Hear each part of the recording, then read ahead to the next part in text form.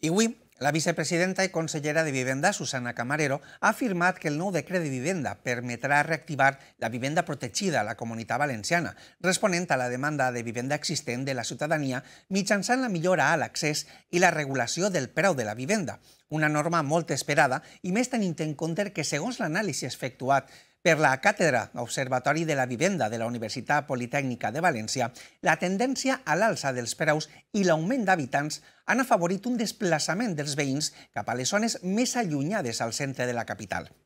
Per parlar-nos en més, tenim amb nosaltres el director de la Càtedra Observatori de la Vivenda de la Universitat Politècnica de València, Fernando Cosgallón. Fernando, buenas noches. Hola, buenas noches. En primer lugar, gracias por estar con nosotros esta noche.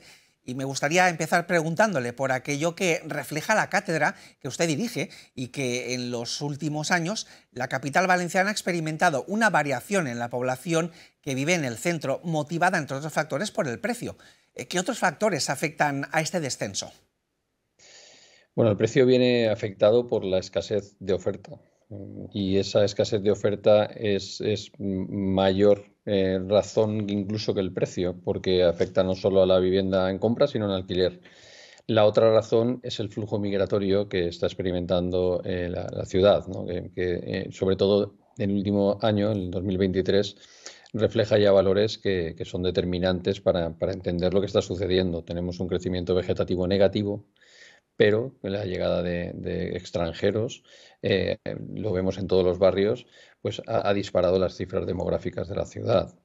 Eso es lo que está haciendo que no quepamos todos en las viviendas que existen disponibles, ¿no? Es la lectura y es lo que estamos avisando desde hace años, desde la Cátedra Observatoria de la Vivienda, que tenemos que hacer algo porque no hay solución habitacional para todos los que queremos vivir en la ciudad de Valencia. Es decir, el aumento de los precios y el repunte de habitantes extranjeros mueve a los vecinos nacidos en la comunidad al extrarradio. ¿Qué zonas han notado más este aumento? Bueno, las zonas que más han movido, lógicamente la periferia, ¿no? Pero poblados del norte y poblados del sur, básicamente, son los que han visto un incremento mayor.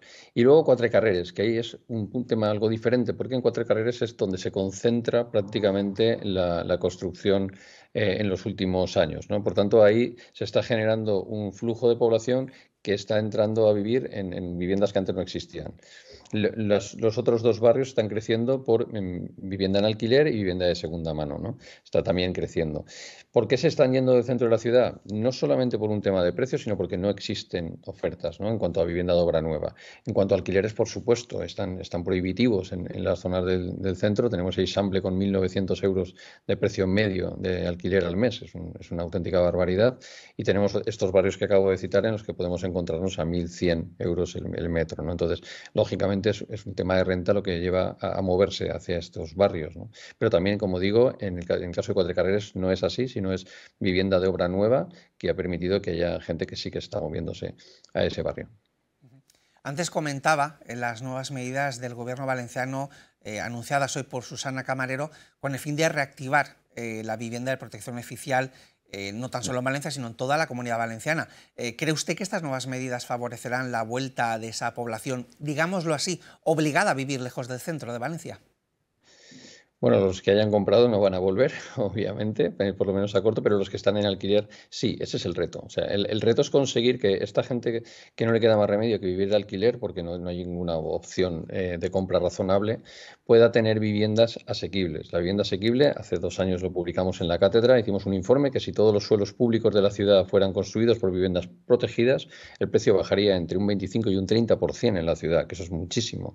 Entonces, la ventaja de la vivienda protegida es que en el lugar que sea de la ciudad va a tener el mismo precio. Por tanto, si tenemos suelos, y sí que hay suelos en los barrios más tensionados y se construye vivienda protegida, por supuesto va a poder entrar gente que ahora mismo se está teniendo que buscar una habitación incluso, ni siquiera una vivienda en las partes más alejadas del centro de la ciudad. Por tanto, claro, va a funcionar. En la ciudad de Valencia va a funcionar bastante bien porque hay una masa crítica muy importante de gente que quiere vivir en la ciudad. En general, en la Comunidad Valenciana funcionará bien el decreto, sin duda, pero habrá ciudades en las que, aún así, debido al coste de construcción, va a costar un poco que empiecen a construirse viviendas protegidas.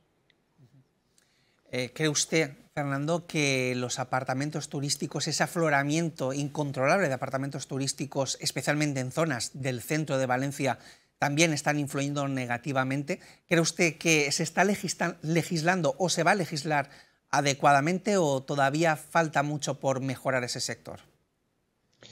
Estamos hablando de un sector que es el turismo y lo estamos mezclando demasiadas veces con lo que es la vivienda. Realmente aquí tenemos yo diría, un problema de que tenemos que gestionar el turismo que queremos y diseñarlo bien, pero el impacto real en toda la ciudad que tienen los alquileres de apartamentos turísticos no es representativo. Es decir, si no existiera el fenómeno de los apartamentos turísticos como está ahora, es decir, como estaba hace 4 años, no estaríamos notando mucho la diferencia, seguiríamos muy tensionados, ¿no?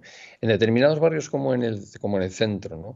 Ahí, lógicamente, sí que estamos teniendo un añadido de tensión, pero lo que estamos viendo ahora mismo es el cambio de uso de muchos locales que estaban en desuso en viviendas turísticas, ¿no? Eso, como digo, es un problema incluso vecinal, porque no están regulándose, parece que ahora sí que se va a empezar a regular, pero ya digo, no eran viviendas antes, eran locales, por tanto no está afectando de una manera determinante a la oferta de alquiler, ¿no? De manera global, digo, en cosas muy concretas y en zonas muy concretas, pues por supuesto que sí.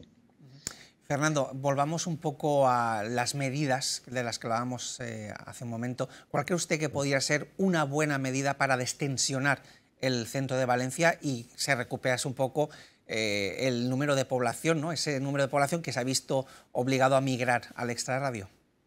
Claro, es que hace falta, no solo porque vuelvan los que se han ido al extrarradio, sino es que van a venir 4 millones más de personas a España, según el INE, en los próximos 15 años. Y solamente van a venir a Madrid, Barcelona, Valencia, algo en Alicante, Málaga y un poquito en la costa. Es decir, nos vienen, en 25 años vamos a aumentar en 250.000 habitantes en la ciudad, que son 10.000 habitantes año. Este año pasado ya hemos tenido bastante más que eso. Por tanto, las medidas urgentes son construir vivienda protegida, esa sin ninguna duda. La otra es aprovechar las viviendas vacías que tenemos. Las viviendas vacías que tenemos, en contra de lo que también nos están contando, no son viviendas para poder entrar a vivir ya. Son viviendas que en la mayoría de los casos, según el informe del INE, lo que no tienen es ni siquiera un contador y no están en condiciones. ¿Por qué alguien que tiene una vivienda vacía no la saca en alquiler si están los alquileres disparados? Pues porque no está preparada y sobre todo porque tiene miedo. Entonces, una de las cosas que tenemos que conseguir es que haya un pacto de Estado con la vivienda y que se proteja al propietario y no se proteja al inqui ocupacional. O sea, al que hace una inqui ocupación, el inquilino que entra en un alquiler y al declararse vulnerable se genera un problema. La Constitución dice que tenemos que garantizar el acceso a la vivienda en su artículo 47, pero dice también en el mismo artículo que deberá ser la administración la que se encargue de ello, no el casero. Entonces, si conseguimos que la gente tenga la tranquilidad de que una vivienda de las que están vacías puede salir al alquiler, esa vivienda saldrá. El 95% de las viviendas en alquiler de la ciudad de Valencia son de propietarios particulares, ningún fondo ni nada por el estilo. Entonces, esa medida sería la medida más inmediata, o sea, atacar directamente a esa cantidad de viviendas que ya están construidas y que podrían salir a destensionar. Y la otra fundamental, por supuesto, es la de construir viviendas protegidas, el sector privado masivamente, porque si no nos descapitalizaremos los valencianos, y por supuesto, el sector público. Tiene que haber vivienda pública para aquellos, los más vulnerables entre los vulnerables, ¿no? Que no tienen ninguna posibilidad y tenemos que buscarles un alojamiento digno. Fernando, se nos está acabando el tiempo. Me gustaría, para finalizar, si tiene usted alguna cuestión que le gustaría plantear y que no hayamos tocado en este momento. Muy brevemente, eso sí, por favor. Brevísimo, lo que he comentado de la acción conjunta de las políticas de todo nuestro sistema, entre todas las administraciones.